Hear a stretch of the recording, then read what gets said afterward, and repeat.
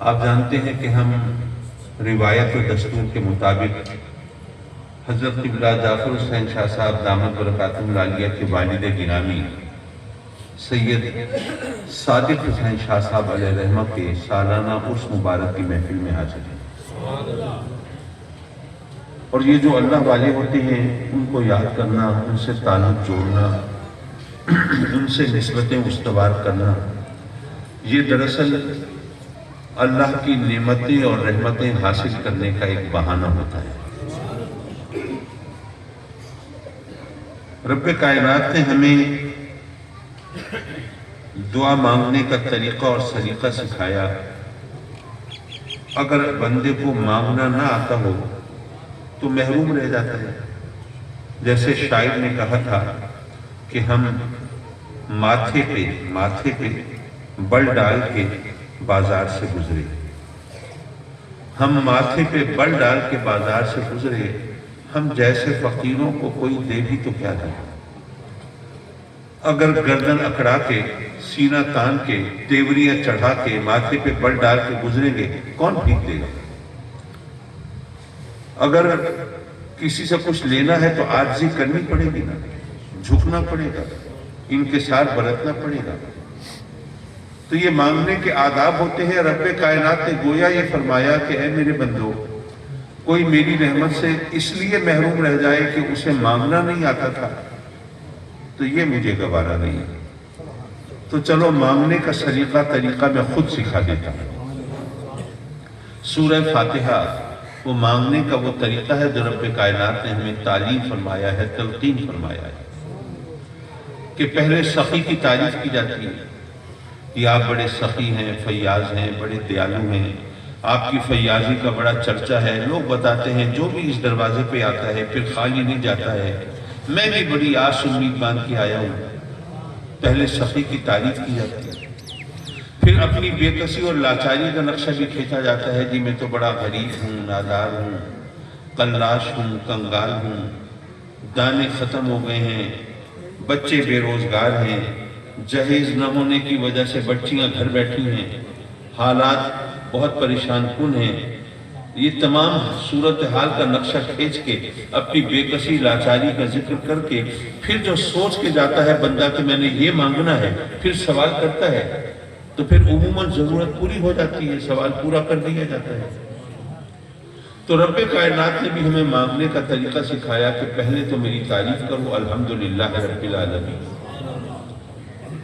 اور آپ غور کریں تو اس چھوٹی سی آیت میں، اس مختصر سے جملے میں رب کائنات نے تمام تعریفوں کو سمیٹ کر رکھ دیا ہے۔ جس طرح آواز تھوڑی ہلکی کرا دینا تو ذرا زیادہ اچھا لگے گا سننا۔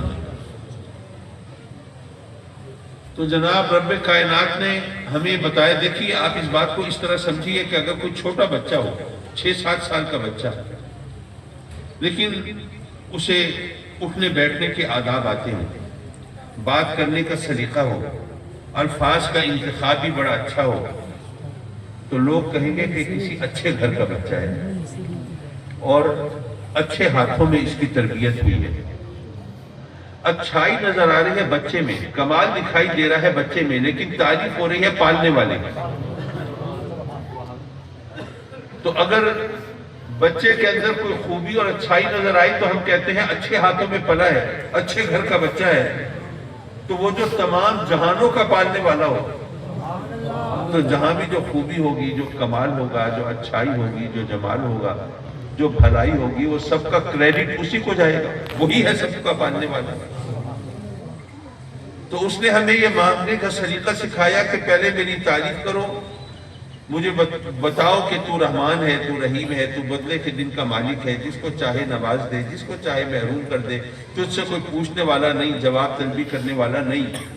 میری تعریف کرنے کے بعد ذرا اپنی بے کسی لاچاری کا نقشہ بھی کھینچو، ایاک نعبد و ایاک نستعین، اور ہم کیا ہیں، ہماری اوقات اور حیثیت کیا ہے، تیری دہلیز پر زبی شائی کرنے والے ہیں، تیری چوکھٹ میں ماتھا رگڑنے والے ہیں، تیری بارگاہ میں سجدہ ریز ہونے والے ہیں، تجھ سے بندگی کا رشتہ جوڑنے والے ہیں، تیری عبادت کرنے والے ہیں، اور مولا ہم تیرے سامنے دستے سوال دراز کرنے والے، جھولیاں پھیلانے والے، ہم منگتے، ہم فقیر، ہم بھکاری، ہم سائل، ہماری اوقات کیا ہے۔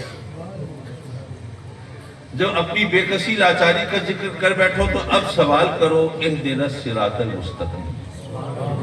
اے میرے بندو، ویسے تو مجھ سے سب کچھ تم مجھ سے مانگو گے، ظاہر ہے سب کچھ عطا کرنے والا تو میں ہوں، یہ ذہن میں رکھیے ہمیں جو کچھ بھی ملتا ہے وہ اللہ کی عطا سے ملتا ہے، اس کے اذن سے ملتا ہے۔ اگر وہ نہ دے تو کسی کو کچھ بھی کہیں سے نہیں مل سکتا، کوئی نہیں دے سکتا اگر وہ نہ چاہے۔ تو رب کائنات نے فرمایا کہ اے میرے بندو، تم مجھ سے مال مانگتے ہو، دولت مانگتے ہو، میں تمہیں مال اور دولت تو بے حساب دے دوں، لیکن ہدایت نہ دوں، پھر کیا ہوگا؟ یہ مال اور دولت یہ میری رحمت ہے، تم میری رحمت سے جب تمہیں ہدایت نہیں ملے گی تو میرے عذاب خریدنے کی کوشش کرو گے، گناہوں کی راہوں میں یہ دولت خرچ کرو گے، میری نافرمانی میں، سرکشی اور بغاوت میں۔ تم مجھ سے صحت مانگتے ہو، جوانی مانگتے ہو، شباب مانگتے ہو، طاقت مانگتے ہو، میں تمہیں قداور، قوی ہیکل، قابل رشک جوان بنا دوں، لیکن ہدایت نہ دوں تو پھر کیا ہوگا؟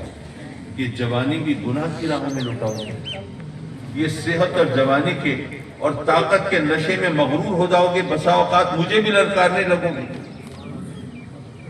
تو یہ صحت اور جوانی یہ نعمتیں ہیں میری، تم میری نعمتوں سے میرے قہر و غضب کو دعوت دو گے، اس لیے اے میرے بندو، صحت اور جوانی بھی بعد میں مانگنا، پہلے مجھ سے ہدایت مانگنا، اور مجھ سے مانگ رہے ہو تو میں تو ضرور ہدایت عطا فرماؤں گا، ضرور کیوں دوں گا، یہ بھی سمجھ لیجیے۔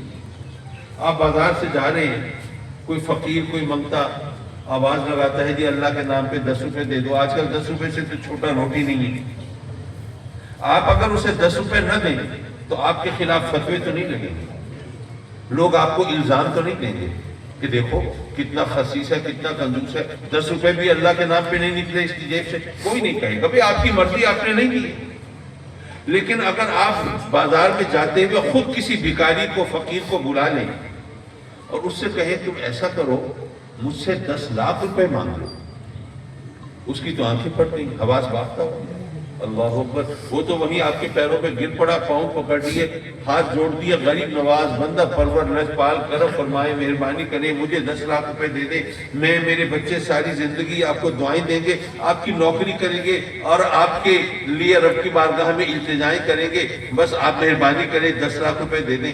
اب آپ منہ پھیر کے چل پڑے، جاؤ بابا معاف کرو، اب لوگ آپ کو برا کہیں گے یا نہیں کہیں گے؟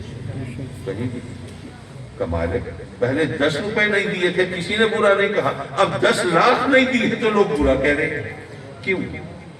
وہ اس لیے کہ اگر مانگنے والا اپنی مرضی سے مانگے تو دینے والے کی مرضی ہے، چاہے دے چاہے نہ دے۔ لیکن اگر سخی خود کہے کہ مجھ سے یہ چیز مانگو اور پھر کوئی سوال کرے تو اب سخی پر لازم ہے وہ ضرور دے، اگر نہیں دے گا تو لوگ باتیں تو بنائیں گے، آوازیں تو کسیں گے، کہیں گے نا کہ بھائی اگر اتنی اوقات نہیں تھی، اتنی حیثیت نہیں تھی تو پھر تم نے کیوں کہا تھا اس فقیر بھکاری سے کہ مجھ سے 10 لاکھ روپے مانگ لو؟ تم فقیروں بھکاریوں سے مذاق کرتے ہو، شرم نہیں آتی؟ مانگنے والا اپنی مرضی سے مانگے، سخی کی مرضی چاہے دے چاہے نہ دے۔ سخی خود کہے کہ مجھ سے یہ مانگو، پھر کوئی سوال کرے، اب سخی پر لازم ہے وہ ضرور دے۔ اب ہم رب کی بارگاہ میں عرض کرتے ہیں اہدنا الصراط المستقیم، اپنی مرضی سے تو نہیں کہتے، اپنی طرف سے نہیں، اس نے ہمیں کچھ سکھایا ہے، مانگنے کا طریقہ بتایا ہے، تلقین کی ہے مجھ سے میری بارگاہ میں عرض کرو۔ تو اب ہمیں جب ہدایت مانگ رہے ہیں تو ہمیں ضرور ملنی چاہیے ہدایت، ویسے مانگے نہ مانگے لیکن پاک صاف ہو کر، باوضو ہو کر، اللہ کے گھر میں آ کر، اس کی بارگاہ میں 10 بستہ کھڑے ہو کر پھر تو کہتے ہیں نا اہدنا الصراط المستقیم۔ تو ملنی تو ضرور چاہیے ہدایت، لیکن ہر ایک کو ہدایت ملتی تو نہیں۔ گستاخان رسول، شان اہل بیت کو گستاخی کرنے والے، خود صحابہ کرام کی ازواج مطہرات کی بارگاہ میں اللہ پر جھوٹ کی تہمت رکھنے والے اہدنا الصراط المستقیم تو وہ بھی کہتے ہیں، بلکہ وہ غیر مسلم و قادیانی وہ بھی کہتے ہیں اہدنا الصراط المستقیم۔ ہر ایک کو تو نہیں ملتی ہدایت، اب کس کو الزام دیں؟ یہ بات سمجھنے کی ہے۔ دیکھیے بات یہ ہے کہ جب میں نے فقیر سے کہا مجھ سے 10 لاکھ روپے مانگ لو، اب وہ مانگ رہا ہے تو میں تو اس کی بات سن رہا ہوں نا، اس کے الفاظ سن رہا ہوں. مجھے تو نہیں پتا دل میں کیا سوچ رہا ہے. ہو سکتا ہے دل میں سوچ رہا ہو یار یہ مرغا آج پھنسا ہے, بچ کے نہ جائے, یہی ذبح کر دو, پھر پتہ نہیں ہتھے چڑھے نہ چڑھے. میں نہیں جانتا کہ وہ دل میں کیا کہہ رہا ہے مجھے, میں تو صرف اس کی بات سنتا ہوں. لیکن جب رب کی بارگاہ میں بندہ عرض کرتا ہے اہدنا الصراط المستقیم, تو رب کائنات صرف ہماری زبان سے نکلے ہوئے الفاظ نہیں سنتا, جو ہم بولتے ہیں وہ بھی جانتا ہے, جو سوچتے ہیں وہ بھی جانتا ہے. وہ ہماری نیت بھی جانتا ہے, عمل بھی جانتا ہے, ظاہر بھی جانتا ہے, باطن بھی جانتا ہے, جو دکھاتے ہیں وہ بھی جانتا ہے, جو چھپاتے ہیں وہ بھی جانتا ہے. اس سے کچھ چھپا ہوا نہیں ہے. وہ جانتا ہے کہ جو میرا بندہ میری بارگاہ میں کھڑے ہو کر کہہ رہا ہے اہدنا الصراط المستقیم, کیا واقعی ہدایت مانگ رہا ہے مجھ سے, یا اس کے بزرگوں نے, اس کے والدین نے, اس کے اساتذہ نے اس کو بچپن میں یہ نماز رٹوا دی تھی, یہ سورج زبانی یاد کرا دی تھی, یہ رٹی ہوئی سورج, یہ رٹی ہوئی آیت اس کی زبان پر جاری ہے, ورنہ یہ ہدایت مانگتا نہیں ہے. اس کا ذہن کہیں اور ہے, خیال کہیں اور ہے, دھیان کہیں اور ہے, یہ بولتا کچھ اور ہے اور سوچتا کچھ اور ہے. اگر سچے دل سے ہدایت مانگو گے تو میرا ایمان ہے ضرور ملے گی, کیونکہ اس کے کہنے پر مانگ رہے ہیں. ہم نے وہ تو ضرور ہدایت دے دے گا, ہمیں کیسے پتہ چلے گا کہ اب ہمیں ہدایت مل گئی. یہاں تو ورغلانے بہکانے والے بھی ہیں. خود قرآن میں رب کائنات نے فرمایا نا, یضل بہ کثیرا ویہدی بہ کثیرا. اسی قرآن سے ہدایت پانے والے بھی بہت اور گمراہ ہونے والے بھی بہت. جب پہلے پہل میں نے یہ آیت پڑھی تو یقین جانیے بہت پریشان ہوا, مضطرب اور بے چین ہوا. اس کے کھوج میں رہا کہ یہ مطلب کیا بنا, کیا قرآن سے بھی کوئی گمراہ ہو سکتا ہے؟ مولا اگر قرآن بھی گمراہ کر سکتا ہے تو پھر کس کتاب پر اعتبار کرے آدمی؟ پھر کہاں سے یقین ہو کہ یہاں سے تو ہدایت ضرور ملے گی؟ لیکن جب اس پر غور کیا تو پتہ چلا کہ یہ آیت تو قرآن کی صداقت کا منہ بولتا ثبوت ہے. وہ کیسے؟ آپ دیکھیں جتنے بھی فرقے ہیں, چاہے وہ باطل فرقے ہیں, غلط عقیدے رکھنے والے, کفریہ عقائد رکھنے والے, حج یہ ہے کہ ماشاءاللہ وہ مرزائی اور قادیانی وہ بھی کہتے ہیں اہدنا الصراط المستقیم, اور اپنا عقیدہ ثابت کرنے کے لیے قرآن کی آیتیں پڑھ پڑھ کے سنا رہے ہوتے ہیں.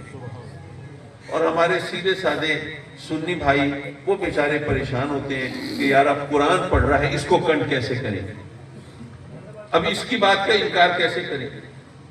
تو یاد رکھو رب کائنات نے 1500 سال پہلے بتا دیا تھا کہ ہر قرآن پڑھنے والا ہدایت یافتہ نہیں ہوتا. جو بھی قرآن پڑھ رہا ہو آنکھیں بند کر کے اس کے پیچھے مت چل پڑنا کہ قرآن پڑھ رہا ہے ٹھیک ہی کہہ رہا ہوگا. یضل بہ کثیرا ویہدی بہ کثیرا, اسی قرآن سے گمراہ ہونے والے بھی بہت ہیں, ہدایت پانے والے بھی بہت ہیں. قرآن نے خود بتا دیا ہے.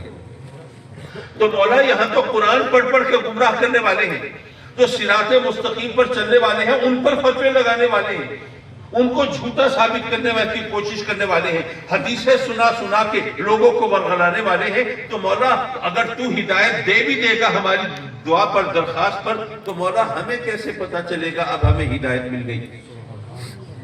تو رب کائنات نے گویا یہ فرمایا کہ اے میرے بندو, جب مجھ سے ہدایت مانگی ہے تو اتنی آسانی سے دوں گا کہ پھر بھٹکنے کی گنجائش نہیں بچے گی. وہ کیسے؟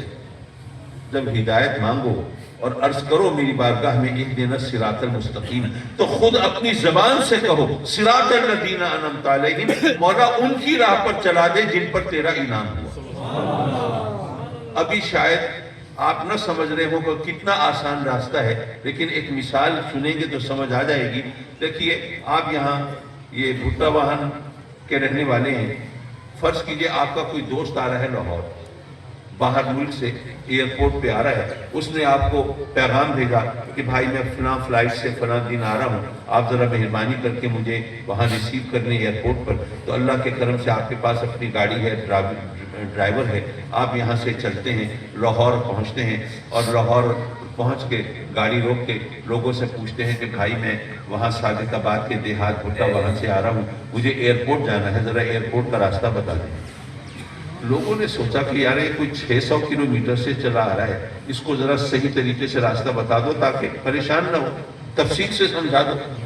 تو آپ کو بتانا شروع کیا کہ دیکھو بھائی سامنے راؤنڈ اباؤٹ نظر آ رہا ہے، اس سے سیدھے چلے جانا، آگے ایک چوک آئے گا، اس چوک سے فلاں سڑک نکل رہی ہے، اس پہ مڑ جانا، پھر آگے ایک فلائی اوور آئے گا، اس کے اوپر نہیں جانا، نیچے سے گزر جانا، اور پھر آگے پھر ایک راؤنڈ اباؤٹ اور آئے گا، اس سے یوں مڑ جانا، اور پھر ایک فلائی اوور آئے۔ آپ سن کے حیران پریشان، بھائی میں وہاں بھٹا وان سے آیا ہوں، وہاں یہ راؤنڈ اباؤٹ نہیں ہوتے، فلائی اوور بھی نہیں ہوتے، اتنے چوک بھی نہیں ہوتے، اتنی سڑکیں بھی نہیں ہوتی، اتنی گاڑیاں نہیں ہوتی، اتنے راستے نہیں ہوتے، اتنی ٹریفک نہیں ہوتی۔ یارو میں 600 کلومیٹر سفر کر کے آیا کھڑا ہوں، اب بات 10-20 کلومیٹر کی رہ گئی ہے، خدا کے واسطے ایئرپورٹ پہنچا دو۔ آپ کی پریشانی دیکھ کے ایک بندہ آیا آپ کے پاس، ایئرپورٹ جانا ہے، پریشان ہو، تمہاری خوش نصیبی ہے، پریشان ہونے کی ضرورت نہیں، اتفاق ایسا ہے میں بھی ایئرپورٹ جا رہا ہوں، تو ایسا کرو اپنی گاڑی میری گاڑی کے پیچھے لگا لو، سیدھے ایئرپورٹ پہنچ جائیں گے۔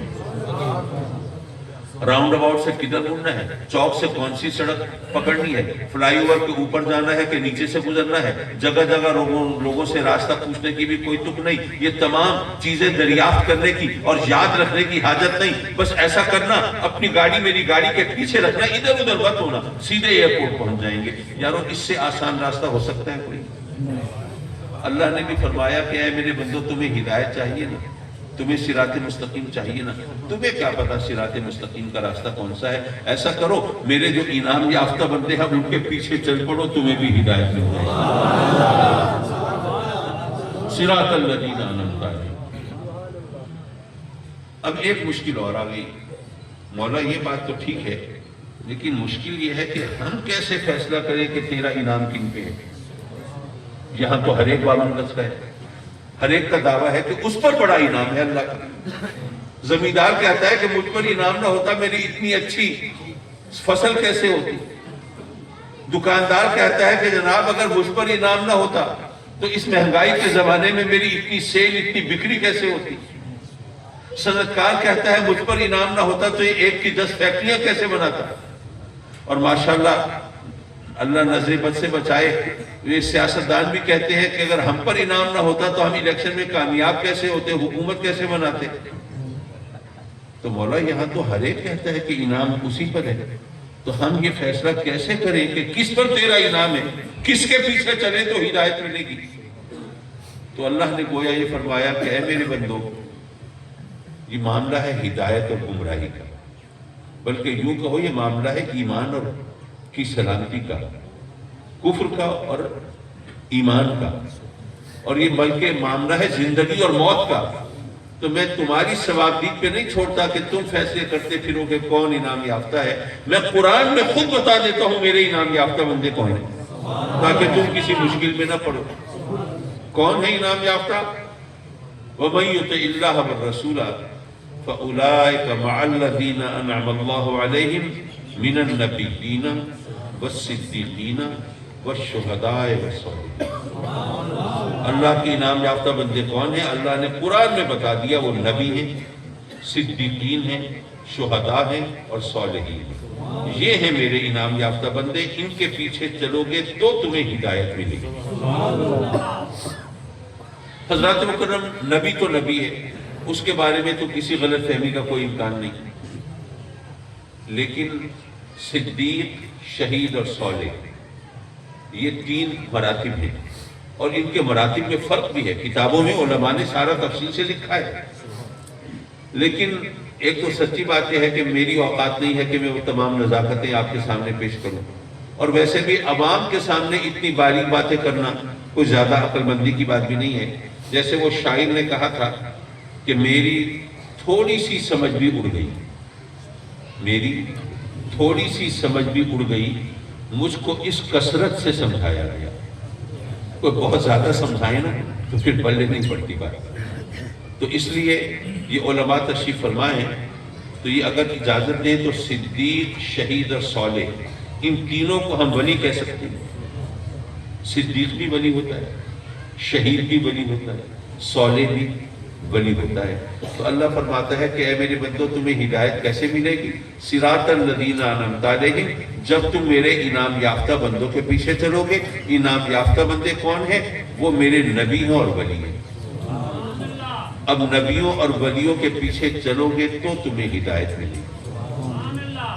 اب وہ قرآن کی اس آیت کا مفہوم بھی سمجھ میں آ رہا ہے کہ یدلو بہ کثیرا و یہدی بہ کثیرا، قرآن پڑھ کے گمراہ ہونے والے بھی بہت ہیں، قرآن سے ہدایت پانے والے بھی بہت ہیں۔ مولا کیسے پتہ چلے قرآن سے گمراہ کون ہوا اور قرآن سے ہدایت کسے ملی؟ تو اللہ نے ہمیں اب بلیک اینڈ وائٹ میں بتا دیا کہ اے میرے بندو، اب جو قرآن پڑھ رہا ہو اس کو دیکھ لو، اگر قرآن پڑھ کے نبیوں اور ولیوں کے پیچھے چلتا ہو تو اس کو ہدایت ملی ہے۔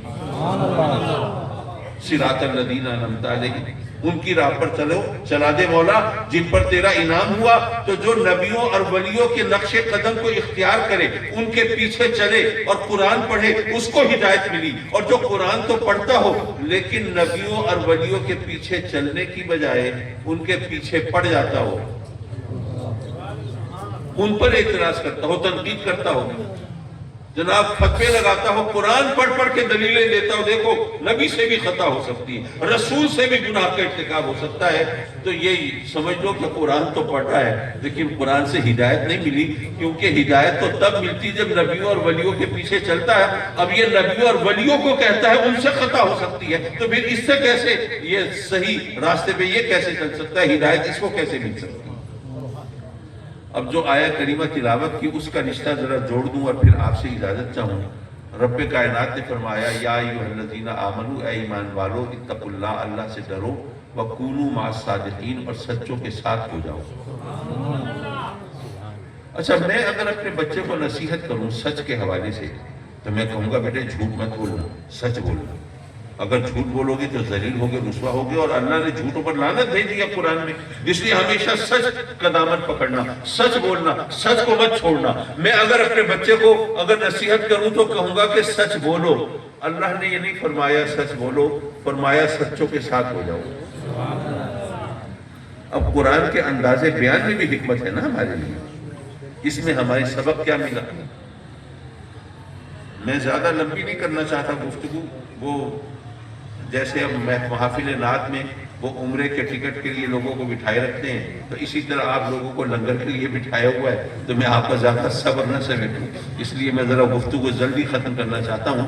لیکن صرف سمجھانے کے لیے ایک بات کہتا چلوں کہ دیکھیں آدمی کے پاس علم حاصل کرنے کے دو ذریعے، ایک اس کے حواس ہیں، سینسز، حواس خمسہ، 5 سینسز، آنکھوں کے ذریعے دیکھ کے علم حاصل کرتے ہیں۔ ہم دیکھ رہے ہیں دن نکلا ہوا ہے، روشنی پھیلی ہوئی ہے، اتنے لوگ یہاں جمع ہیں ماشاءاللہ، اور وہ لوگ کیسے ہیں یہ آنکھوں کے ذریعے پتہ چلتا ہے۔ کچھ چیزوں کا علم ہم اب کانوں سے سن کے حاصل کرتے ہیں، جیسے میں تقریر کر رہا ہوں، اسی طرح کوئی آپ کو آواز دے، آپ کو بلائے، کوئی بات کرے، آپ کانوں کی، اسی طرح سونگھ کر، چکھ کر، چھو کر ہم علم حاصل کرتے ہیں۔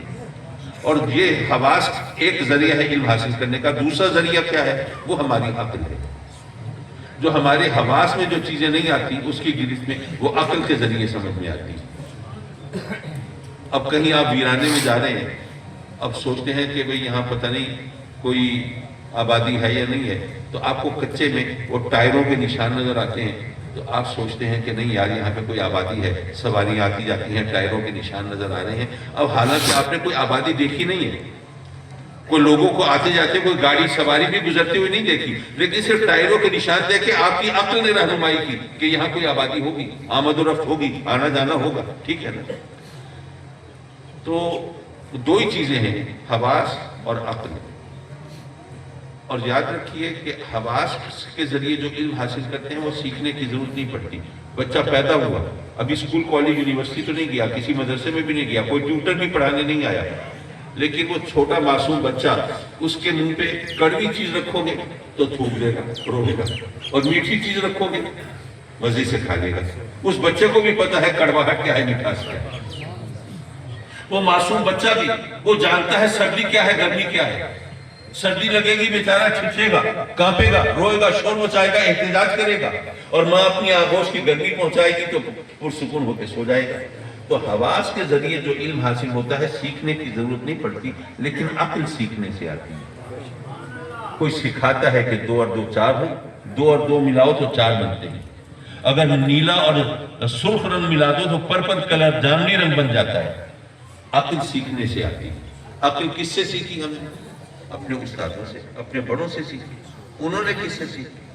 انہوں نے اپنے استادوں اور بڑوں سے سیکھی، اور انہوں نے اپنے استادوں سے. یہ سلسلہ کہاں تک چلے گا؟ اس کو ذرا سمجھیے. پہلے یہ سمجھ لیجئے کہ ہمارے حواس غلطی کرتے ہیں یا نہیں کرتے ہیں. آنکھ غلط دیکھتی ہے. رات کا وقت ہو, آسمان پر 14ویں کا چاند چمک رہا ہو اور بادل کے ٹکڑے تیر رہے ہوں, تو آنکھ دیکھتی ہے کہ بادلوں کے پیچھے چاند چل رہا ہے. اب آنکھ دیکھتی ہے چاند چل رہا ہے, لیکن عقل بتاتی ہے کہ چاند نہیں چل رہا, بادل چل رہے ہیں. عقل غلطی کر رہی ہے, آنکھ غلطی کر رہی ہے. اچھا, تو آنکھ نے غلطی کی تو عقل نے رہنمائی کی. کیا عقل غلطی نہیں کرتی؟ میں بڑا سیدھا سادہ جواب دیتا ہوں, آپ نے اکثر سنا ہوگا. ایک ہی جملے میں جواب ہے کہ اگر عقل غلطی نہ کرتی تو عقل مندوں میں تو کبھی جھگڑا ہوتا ہی نہیں. لیکن یہاں سارا جھگڑا ہوتا ہی عقل مندوں میں ہے. ہم بے وقوف تو ویسے ہی زندہ باد مردہ باد لگے رہتے ہیں. یارو, ہماری آنکھ بھی غلطی کرتی ہے, حواس غلطی کرتے ہیں, عقل غلط ٹھوکر کھاتی ہے. پھر ہمیں کیسے پتا چلے صحیح کیا ہے, غلط کیا ہے, سچ کیا ہے, جھوٹ کیا ہے؟ یہاں اخبارات کی شہ سرخیوں میں جھوٹ چھپتا ہے, ٹی وی کی بریکنگ نیوز میں جھوٹی خبریں ٹیلی کاسٹ کی جاتی ہیں, لاکھوں کے مجموعوں میں جھوٹے بیانات داغے جاتے ہیں, اور سوشل میڈیا تو ایک سرے سے لے کر دوسرے تک سب جھوٹی جھوٹ میں چل رہا ہے. اللہ رحم کرے. تو ایسی صورت میں سچ اور جھوٹ میں تمیز کیسے کریں اور حق اور باطل میں تمیز کیسے کریں؟ تو رب کائنات نے فرمایا کہ اے میرے بندو, تم سچ اور جھوٹ کے چکر میں مت پڑو. ایسا کرو جو سچے ہیں تم ان کے ساتھ ہو جاؤ, تمہیں بھی سچ مل جائے گا. جیسے پہلے فرمایا کہ جو انعام یافتہ ہے ان کے پیچھے چل پڑو تو تمہیں بھی ہدایت مل جائے گی. اسی طرح یہاں بتایا کہ اگر تم سچوں کے ساتھ ہو جاؤ گے تو تمہیں بھی سچ مل جائے گا. اور سچے کون ہیں؟ وہ نبی ہیں, وہ ولی ہیں. تو اگر ہم, اب ظاہر ہے کہ نبی کے نام کا کلمہ تو پڑھنا ہے, اس کے بغیر تو مسلمان ہی نہیں ہو سکتے. اور یہاں پر اگر ہم ولیوں کا دامن پکڑ لیں گے, ان سے رشتہ جوڑ لیں گے, ان سے تعلق استوال کر لیں گے, ان سے نسبتیں ہماری قائم ہو جائیں گی, تو پھر ہم بھٹکنے سے بچ جائیں گے, جھوٹ کے چکر میں نہیں آئیں گے, پھر ہمیں سچ مل جائے گا. اور آج اگر کوئی لوگ یہ برگلا رہے ہوں کہ نہیں نہیں یہ ولی وغیرہ یہ سب کچھ بیکار ہے, ان کی کوئی اوقات اور حیثیت نہیں ہے, تو ذرا سمجھ لو ان سے زیادہ احمق کوئی نہیں ہے. وہ کیوں؟ وہ اس لیے کہ ولی کہتے ہیں اللہ کے دوست کو. یہ ہر ایک کو پتا ہے, ولی اللہ کا دوست.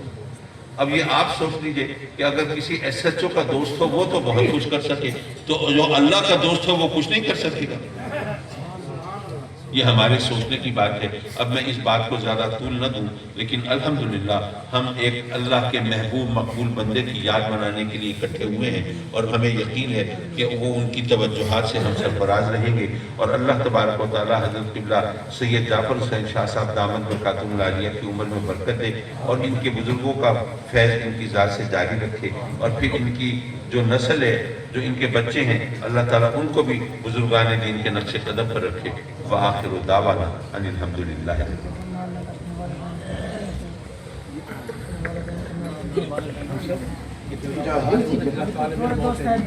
باقی آپ کے ذرا پیچھے دیکھا